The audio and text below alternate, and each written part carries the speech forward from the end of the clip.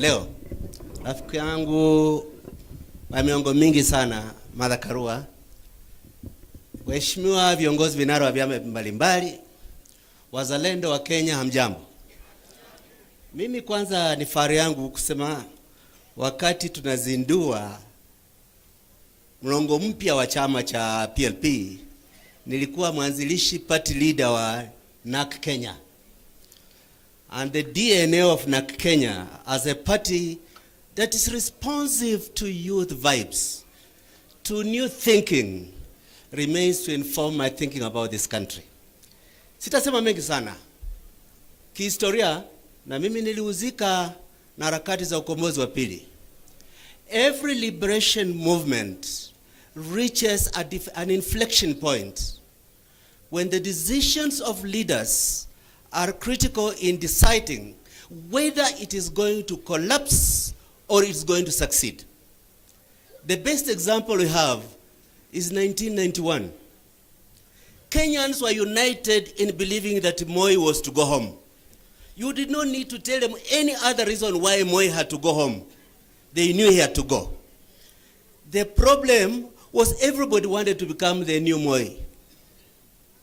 If you remember 1992 elections, because of a critical mistake we made in 1990-91, Moi remained president after winning 34% of the popular vote.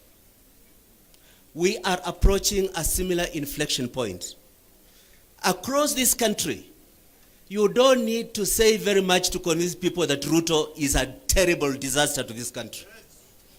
It doesn't take much intellectual effort to show that he's a bad hypocrite, that he's bringing shame to us by hosting Janjaweed, terrorists who are killing black people in Western Sudan because of pieces of gold.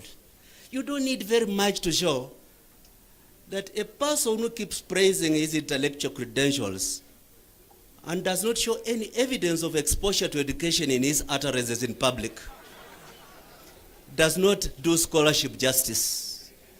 But you know, the problem for Kenya right now is how can we use this moment of the relaunch of PLP as an opportunity to get every one of us to say, I have partisan interests to grow my party. I have personal political ambitions to move forward.